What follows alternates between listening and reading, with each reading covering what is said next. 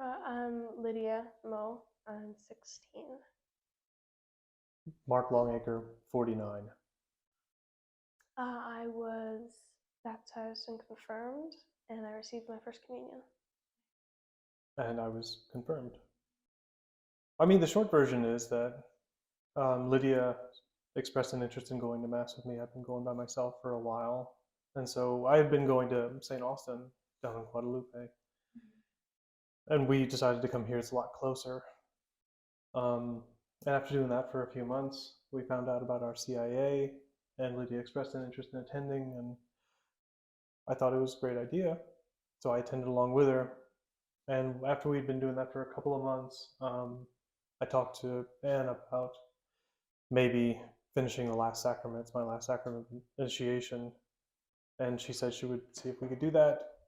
And that worked out. And St. Louis is very generous. They made it possible for me to go along with all the other initiates. And you got a different version? I guess about a year ago is when I first started getting interested in the church. I wasn't raised really in the church, but my whole family's Catholic. So I was raised around it, but I was never really interested in joining. So I was never baptized as a baby.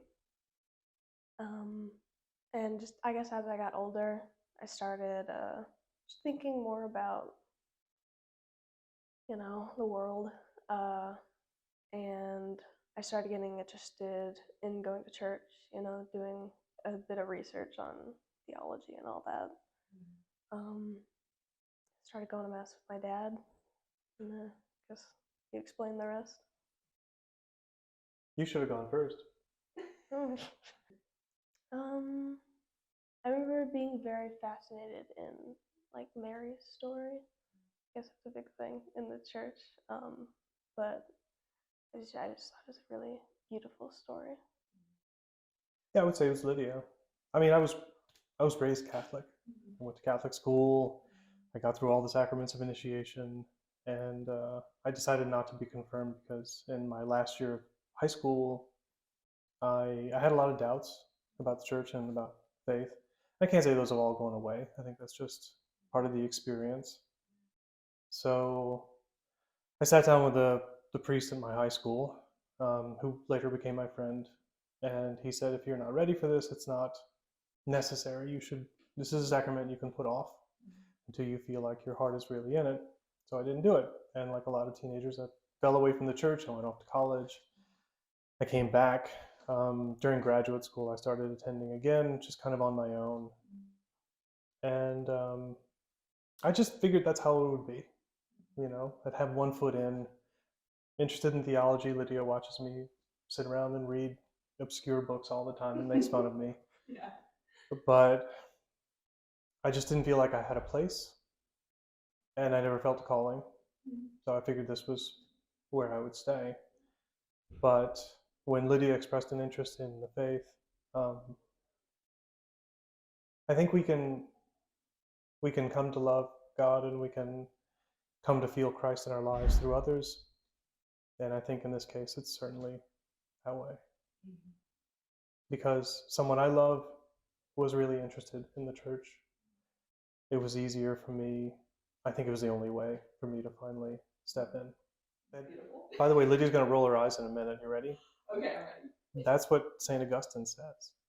Yeah, he says that God loves the Son, and the Holy Spirit is the love between the two, and that's the Trinity. And I agree, that's beautiful. No, he's like the opposite of Aquinas. Aquinas is very cut and dry. Okay. Lydia's about to roll her eyes again one more time, because I'm going to tell you that Augustine is even more beautiful in the original Latin.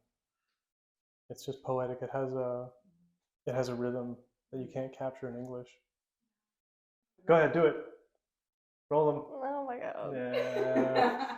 I've always loved the Confessions. Yeah. I think the Confessions are a beautiful story about his own conversion, but then the meditations and the latter books, I think, are just sublime.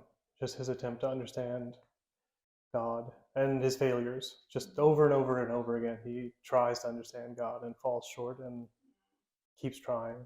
The book that I was mentioning earlier about the Trinity, it's the same thing, the De Trinitate. It's just a series of reflections on the Trinity, trying to understand what it is through language, through love. And at the end of every book, he says, "Well, I still haven't quite figured it out," and then he starts again. I guess I had a few fears just because I'm at an odd age, I guess, to start being interested in the faith. Most kids my age going through high school start to fall away from the faith, I notice. So I guess it was very interesting,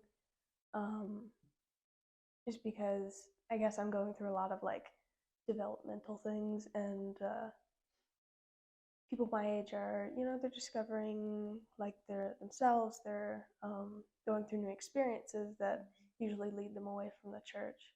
And I was definitely worried that it would kind of take away from my experiences as like a teenager. And I was worried that I should just like put it off until like in my 20s or something. But I think all the fear that I had kind of, it's like in the middle of my RCA process. I think it's all gone now because I'm here. I'm still living my life. I'm happier than I was before. I was a bit worried on what my peers would think, and I was also a little embarrassed because a lot of people that I knew who were my age and in the church were already baptized. They already got first communion, so I was a little embarrassed. I wouldn't be able to receive communion at church, or I'd just go up and get the blessing, or I'd be worried that people my age that are Catholic like wouldn't see me as also Catholic just because I wasn't fully raised in the church. I didn't know all the rules and still learning prayers and stuff.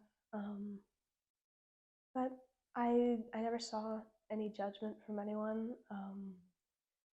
Tons of people in the church were so supportive throughout my journey. So here now. My one concern, and it wasn't a big one, in order to go through the last sacrament, we had to get our marriage convalidated. Lydia's mom and I tried to get married in the church a long time ago, and the church we were working with didn't make the process easy. Actually, they made it very difficult. So, out of frustration and convenience, we just chose to go with a civil ceremony. That was better than 20 years ago. So I was worried about that. And again, St. Louis is such a wonderful and welcoming parish. They made it so easy for that to happen. So I'm not only confirmed, but I'm also now married in the church. And Lydia and it was so wonderful. Like I wouldn't have done it differently because our kids were there. Lydia and her sister were there, and our neighbors were there, and her mother-in-law was there. And Deacon Mark did the ceremony. He has to be the warmest man walking this campus. He's awesome. So it was, yeah. Again, like maybe whatever fears I had, just like Lydia, they all just kind of evaporated in the moment. This day of there's a lot of family time. I hang out with a lot of family. I was very nervous, but I guess once we got there and once we were doing the ceremony, it was so beautiful. And I was kind of I was in awe. It was like finally happening. I guess I'd been wanting to be baptized for so long that I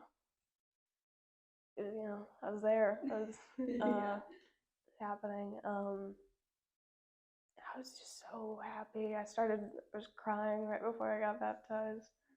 My grandmother was my sponsor, and I was really happy to have her there. She was really nice through the process. I don't know. It was I'd like to say it was the happiest moment of my life so far. I was just so happy. Can I just say that too? Absolutely. Yeah. Now it was a beautiful ceremony, and y'all do a good job with the But I think more it was just amazing to be up at the altar with Lydia. And I think we could have done without all the music and the incense and everything, and it still would have been just as wonderful. I feel most of the time when I experience God is either in church or in art and beauty. I play music. I have since I was little, and it's one of the things that led me to God, I guess. Just this profound beauty that I don't think can be found on earth in music, in art, and in the beauty of the church. I guess it's where I feel God the most. I would say more, and I don't say that I don't feel that. We went last summer. We went to Rome, family vacation. Nice. We went in St. Peter's Basilica, and it is hard not to feel God's presence in that space. It is overwhelming and very gold. It's a lot of gold. But at my age and at this place, I feel Christ more in the presence of others, and I see um, the beauty that God sees in us in the company of my family and in the company of the community here at St. Louis and the company in this room. Jesus has allowed me more and more to see how beautiful and wonderful other people are. Probably thank Miss Anne again. She was so helpful through the process. She's really dedicated to her work, and it really shows. She's so sweet to the catechumens, and she's so helpful. And when she talks, you can really feel that she loves the church and she loves helping people. The Deacon Mark, I think for me, has been just such a warm presence, an inviting person, and kind and humble. So I would have and do have just immense gratitude for him, and also for Miss Anne. I think she is a gift. I really like the parish here. It's been I haven't always had this experience with church, and I know communities and leaders are different. This place I find is particularly warm and inviting and diverse, and